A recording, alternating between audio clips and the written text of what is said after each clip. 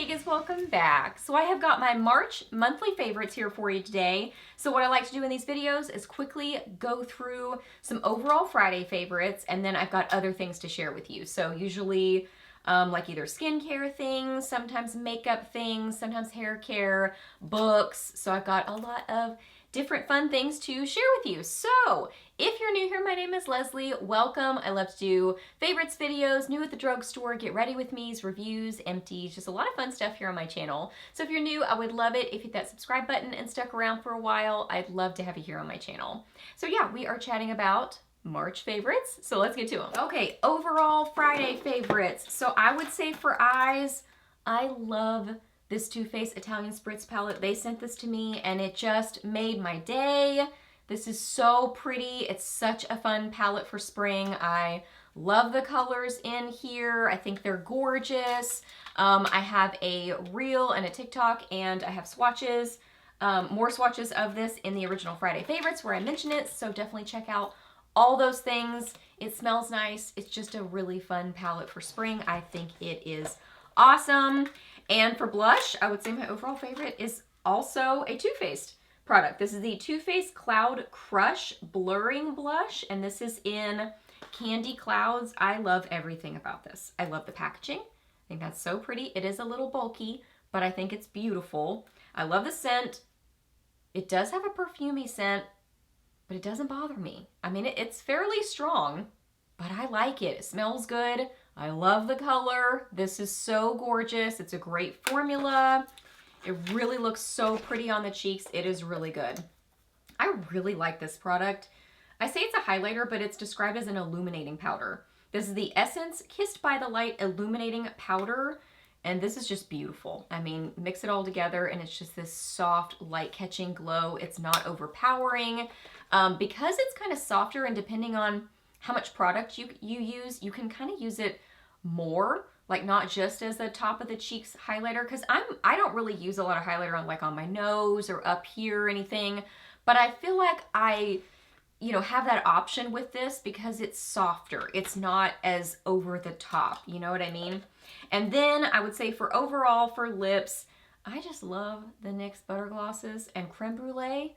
It's just the most beautiful, like neutral, everyday, peachy kind of a shade. I love the scent on this. It feels nice on the lips. I think it looks flattering and forgiving and smooth on the lips. These are just so good and so affordable. So yeah, I would say this is probably my standout overall for lips. Okay, let's talk about some skincare favorites. So my skin has been just, I mean, I pretty much always have combo skin, but I feel like it's been just very combo recently where I'm cleaning off this product because it's got stuff on it. It's got product all over the lid.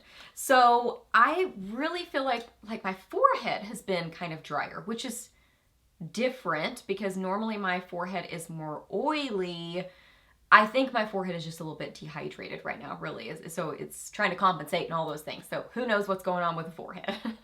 But my skin has just been a little bit extra combo recently. So I have been kind of concentrating on niacinamide, which I know is very balancing to the skin, but also I saw a TikTok from Dr. Gray. She's here on YouTube, she's on TikTok, she's on all the places.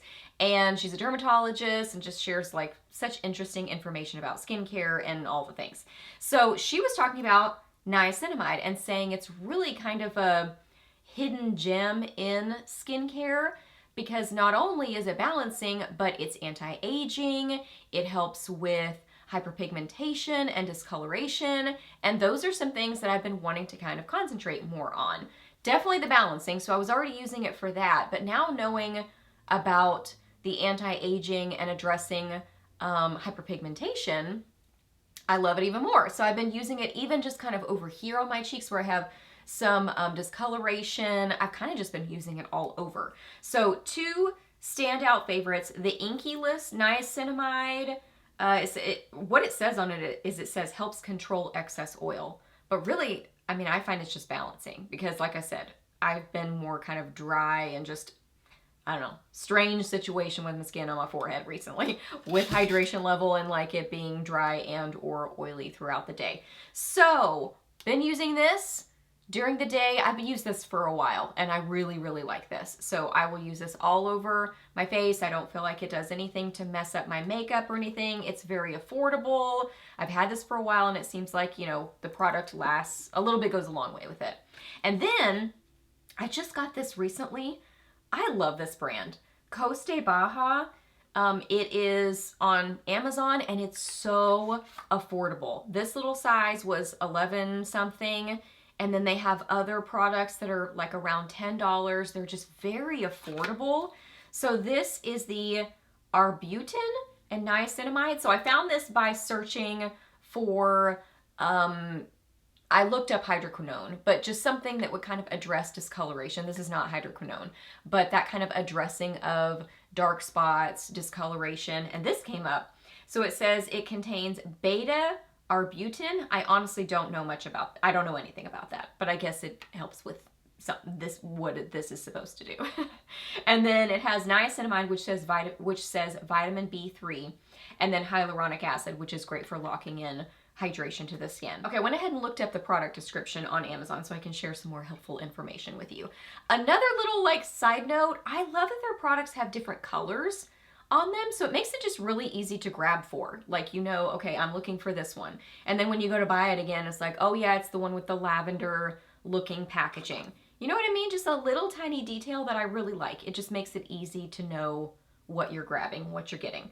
So it says arbutin 5%, niacinamide 5%, and then hyaluronic acid. So this brand is free of sulfates, paraben, colorant, alcohol, fragrance, or at least it says, at least this product. I assume other ones would be too. It says no oils, it's not greasy, it's not sticky, it's not tested on animals, 74% organic ingredients.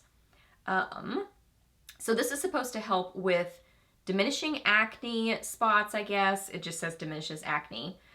Treating pigmentations, it helps with age spots, it helps with pore minimization, and helps with skin irritation. And then it says arbutin, so obviously I love the niacinamide, loving that, but it also has the arbutin, which it says it's a plant-based compound that resembles synthetic hydroquinone. So yeah, I just really like this. It's very affordable. I've been impressed with everything I've tried from this line.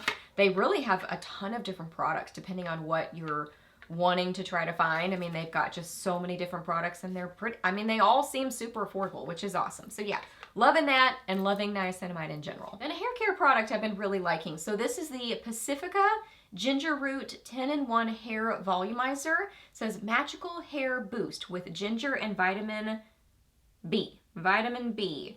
So it says it's a hair volumizer spray, a root booster for hair volume.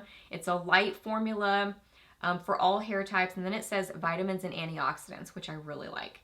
So again, Pacifica is a line that I'm really liking lately. So it's supposed to add volume, give your hair a thicker appearance, extend the style, pollution protection, weightless feel, oil control support, vitamins and antioxidants, adds dimension, encourages healthier hair, and then scalp stimulating extracts. So yeah, I will spray this into my hair when it is still wet before I blow dry it. And I've just really liked this. I do feel like it gives a little bit of texture to my hair, but it also doesn't weigh down my hair. And then I love that it says it's got more vitamins and good nutrients for the hair. I've just really been impressed with Pacifica lately. Their skincare, I've been looking up hair care products from them, and this is one of the standout things that I've tried recently. So yeah, if you're looking for kind of a volumizing and vitamin type product for your hair, I've been liking this. And it was relatively affordable. Shout out to Sophia Jeans Flare jeans. So I've had the Carmen Pin Tuck jeans for a while in different shades, and then, or different washes. And then I got a deeper wash just recently, same exact fit. Love it. It's just a deeper wash. So love those jeans. And then I just recently got the Super Flare, and those are so cute. These are really affordable jeans, and it's funny, anytime, not every single time, but a lot of times when I'm wearing the pin tuck, I get compliments on them. So I think that they're just kind of a unique sort of look, but they're really comfortable. I love the flare on them, and then the Super Flares are just that, you know, wider leg. I love the stitching down it. Super cute. I wear my true size in them, so they seem to be true to size. I'm just under 5'6", and the regular length is perfect for me to wear with shorter shoes. I can't wear them with taller shoes, but yeah, they're just really good affordable jeans. Okay, now on to book favorites. So I've mostly been reading romance recently. I'm such a mood reader. I kind of just go back and forth with what I'm wanting to read, and I'm loving reading romance recently, but I have read a couple of thrillers that I really, really liked. This was kind of rounding out all of the winter rereads. So this was kind of my last one, and I really liked this book. This is from Allie Reynolds. This is Shiver, and they are, I'm trying to remember, you guys, I've read, sometimes I finish a book and then I go on to another one and I have a hard time remembering the details of the one I just finished. But it's a group of friends. This honestly reminds me of In My Dreams, I Hold a Knife, where they're coming back together for kind of a reunion sort of a thing, but this one is on a mountain, and they are snowboarders, which I really have found I kind of like a storyline of sports, which is so interesting because I'm the least athletic person on the planet, but I find sports very interesting. I like to watch sports. I find the kind of athleticism of it, I think it intrigues me because I'm so not athletic. I'm intrigued by athletes. So there's some of that storyline in there, but there's a lot of kind of like friend drama for sure in this book. It's a big thriller, like it's pretty long, but I still really liked it. There were a ton of twists and turns in here. And it just reminded me a lot of In My Dreams, I Hold a Knife. Just something about it reminded me of that book, but like a wintry version of it. Yeah, those are really kind of the main details I can remember about it. I liked it. And I did read The Housemaid's Secret. This is the sequel to The Housemaid, and I really liked this one too. This is the 4th Frida McFadden book that I have read, and she is just so quick and fast to read. If you like thrillers and psychological thrillers specifically, I think, and you haven't tried her books, I would say give them a try. I pretty much read all 4 of them, each under 24 hours. I mean, just so fast to read because I don't know, just something about her writing style. She just sucks you in, and it's just so quick and fast to read. So loved those. Okay, then also I'm really on the hunt for, now I'm going to get to not clean romance in a second that I do really like, that are great books, but they do have spice in them. But I'm on the hunt for cleaner fiction in general, some Christian fiction I've been researching, and just like cleaner romance, closed door, those types of things. So I've had these for a while, but I just finally read them, and I liked both of them. This one is Very Sincerely Yours by Carrie Winfrey. This was very sweet. This one was cutesy. This is by Soraya Wilson, which I think she's known for being more like cleaner, closed door romance books. This one is Roommade. Both of these had a little bit of cussing in them, but nothing over the top or major that I can remember. But the thing about both of these is that in a romance, I really want a romance that has a lot of chemistry, a lot of flirting, and where they're not just friends until the very last pages. You know what I mean? I still want them to have chemistry and connection. I would say these do definitely have chemistry, but they kind of lean more into the like not sure and friendship, more so than like the chemistry. You know what I mean? And I don't even know how to describe it. I mean, do you know what I mean? 2 books that I think are great examples of like what I love in a romance, where they're still closed door, but just great flirty banter and great chemistry, would be Sarah Adams' The Cheat Sheet. That one's a little, it's not spicy. Well, it is. I mean, I think it just kind of depends on what you're looking for. It is a closed door, but there's definitely some like makeout scenes in that one. But such cute, flirty interactions and banter.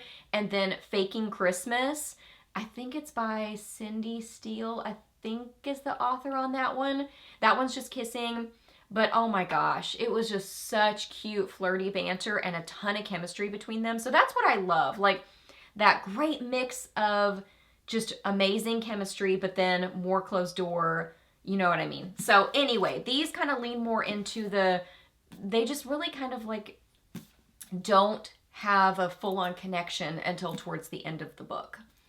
And I wish that kind of happened earlier, but just more on the clean closed door side. And then this is The Nature of a Lady. So this is by Rosanna M. White. So this is a Christian fiction book, Christian fiction author. She has quite a few different books. So this one says on the back, historical fiction. And what I like about this one, so it's part of a series, the Secret of the Isles series. And somebody was saying that this is great for people who love like pirate stories and treasure hunting and things like that. And I love those kind of storylines. But what I really like about this is that it's a mix of a lot of different things. It's historical, it's got mystery in it, it's got some romance in it, it's totally clean, it's got some faith in it. So I like a book that has a lot of different things in it. Now the pacing of this is kind of, I wouldn't say it's slow, but it's definitely not as fast as a lot of these others. It's more like slow and steady, but still kept me interested. And I did like her writing style. I didn't fly through this book, but I still enjoyed it. Like I kept wanting to go back to read it. And I'm excited to read the other two in the series. So yeah, because I love a mix. Well, I love a pirate and treasure hunting sort of storyline. And then I love a mix of different things. Some history, some mystery, some romance. That's just a fun combo. Now the not clean romance suggestions. So these do have spice in them for sure, but not 6 or 7 scenes in them. You know what I mean? It's not the focal point of the storyline, but it is in the storyline. There's talk of it, there are scenes, so that kind of a thing. So this is Mr. Wrong Number by Lynn Painter. So this is the second book that I've read from her. I read a YA, and then this one is Mr. Wrong Number, and then there's the sequel to this one. Lynn Painter is just so funny. That's why I really like her books, is that her banter and just like being in the main character's head and just the things that she thinks, it's just funny. So this one is brother's best friend that she ends up having to live with her brother, and then his friend lives there too. So it's kind of their interactions, and it's a little bit of You've Got Mail that she is texting with someone. If you read the back of this, it sounds like it's going to be really spicy, but it definitely was not really spicy, but it does have spice in it. So definitely want you to know that. And they definitely talk about things. So she starts accidentally texting someone, and she doesn't know that it's the brother's best friend. So yeah, if you like kind of funny banter and that, and you don't mind some cussing and a little bit of spice, I really enjoyed that. The Bromance Book Club, you guys, oh my gosh. Again, this one's not clean. It has cussing and has some spice in it. I would say each of these that I'm going to mention, I think this one I think has maybe 2 full-on scenes and maybe like 1 or 2 kind of lead-up scenes. This one has, I think, 2 scenes and then 2 kind of lead up to, but this is about a married couple, which I think is so sweet. And then the other one, I'll get to that one in a second, but about the same. So usually if it's like a scene or 2, you know, I can handle that. And you can always jump through that and skip past it. So this one, the premise of this, it's part of a series. It's about a group of guys who start to read romance novels to be better husbands, fiancés, boyfriends, and just try to understand their significant others better. And it is just funny, sweet. I love that this is about a married couple.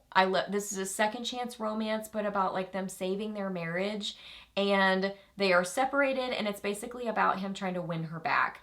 There is definitely an undertone of spice, like it's a big part of the storyline, especially if you read the premise of this book, but it talks about intimacy and emotional intimacy, physical intimacy in a marriage, and how they can affect each other. And I just thought it was funny. I loved him trying to win her back and just, you know, save their marriage. I mean, yeah, so it's described as a contemporary romance, but I would say it's a rom-com.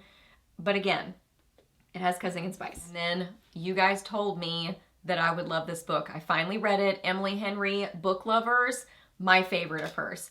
I really liked People We Meet on Vacation, and then I really liked Beach Read even more. This is my favorite from her. My camera cut me off and I feel like I've been talking forever. So let's wrap this up.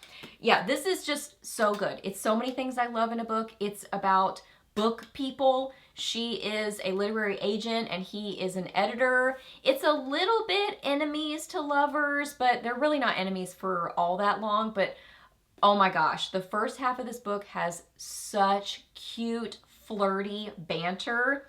I like, when people talk about banter in a book, I like it when it's like not mean. Sometimes banter it's mean.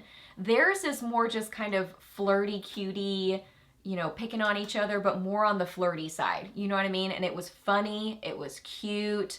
There is a lot of like heart in this book. I feel like Emily Henry really writes heart very well. There's heart between her and her sister. It's basically her and her sister going on this trip together to a small town, and then this guy that she knew through work ends up being there, and it's just kind of their interactions in this small town. It's just so many things I love. So the flirty banter, the small town, book people, heart, friendship, sisterhood, love. It was just really cute, but again, spice. I would say, I think there was a couple lead up scenes, and then I think one full on scene. And then, dare to say this, some cussing. All right, you guys, so those are all my favorites. I feel like I was very long-winded in this video, but hopefully you still enjoyed it. Please give it a thumbs up if you did. Let me know down below what your favorites have been for the month. I would love to hear that. Ask me any questions that you have. I'm happy to answer those. Please subscribe to my channel if you're not already, and I'll see you in the next video. Bye.